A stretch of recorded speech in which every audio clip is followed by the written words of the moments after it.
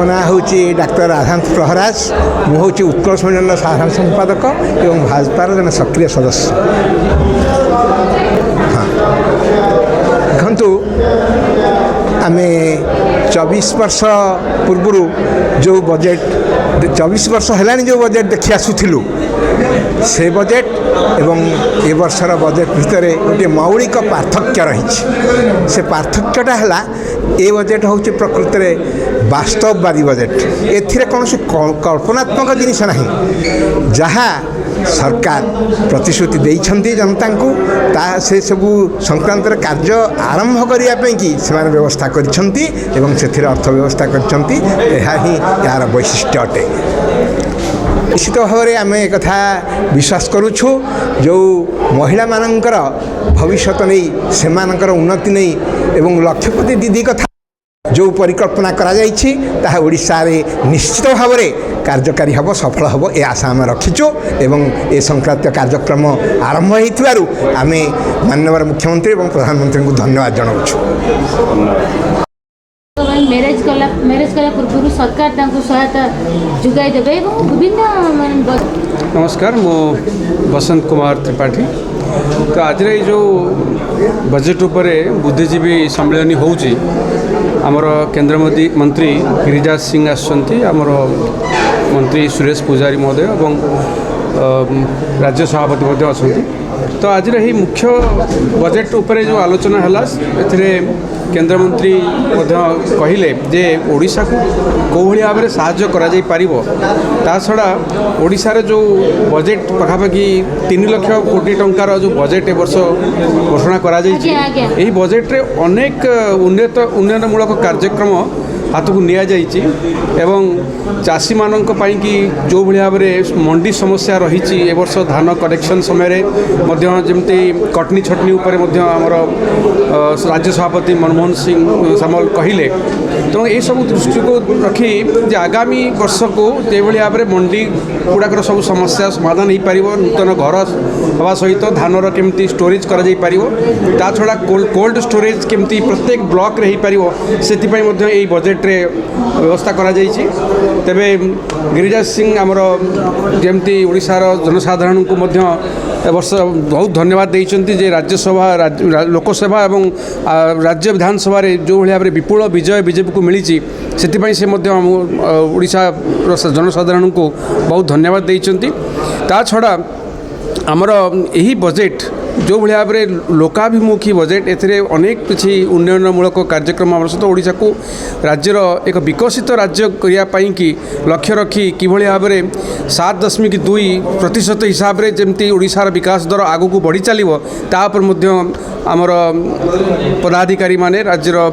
नेता माने आमर विभिन्न प्रकार वक्तव्य देइछन्ति से दृष्टि आमर मनमोहन सामल जी सभापति नेतृत्व में बुद्धिजीवी मानकर एक सम्मेलन अनुष्ठित होती आमर राज्यर बजेट विषय रे विभिन्न प्रकार आलोचना करा जाउछि। एथिरे आमर केंद्र मंत्री भी उपस्थित अछंती ता सहित राज्यर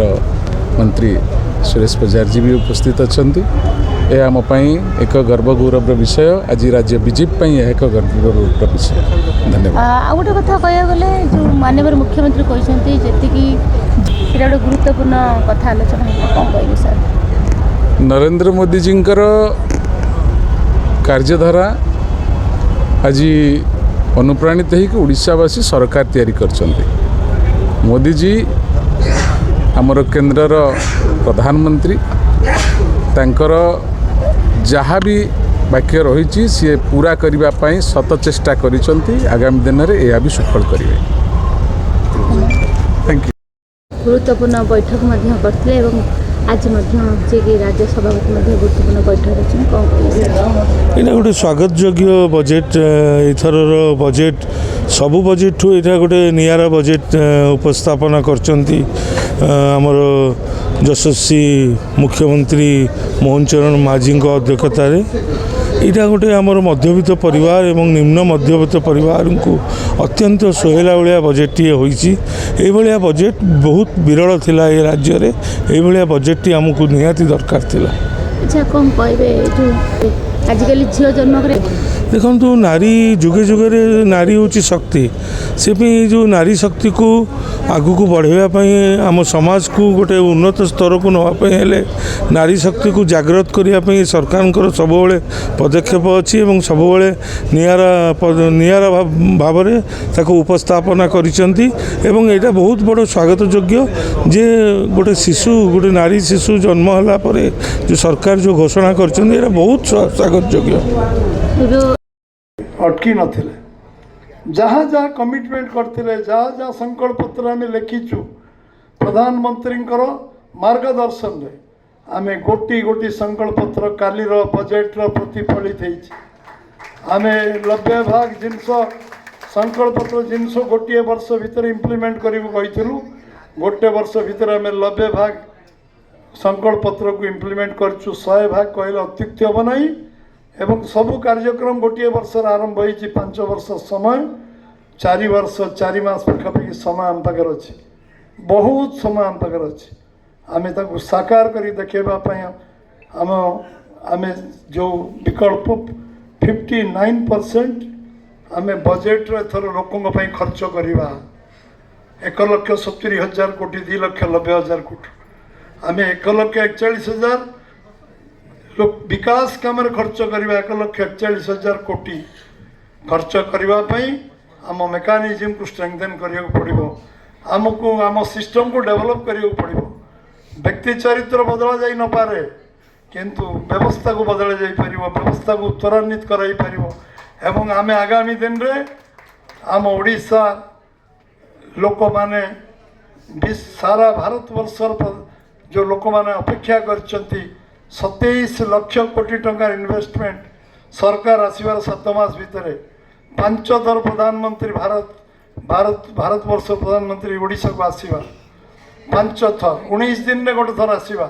जनवरी मास 2025 रे 8 तारीख आसते पुणी आसिले कि स्वास्थ्य सबसे बड़ा यहाँ का देश का है और उसमें आयुष्मान भारत जो हम 10 लाख और 5 लाख हम लोगों को देते हैं इलाज के लिए ये दुनिया का सबसे बड़ा सोशल सिक्योरिटी है क्योंकि अगर कोई घर किसान मजदूर बीमार पड़ जाए वो पूरी जिंदगी कर्ज से डूब जाता है। प्रधानमंत्री ने इसे टारगेट लिया और आपको मालूम है कि इंफ्रास्ट्रक्चर पर हमने सबसे ज्यादा जोर दिया। आज मेडिकल कॉलेज पहले यहाँ केवल 3 था, नरेंद्र मोदी की सरकार आने के बाद 7 मेडिकल कॉलेज हमने 10 साल में बनाया।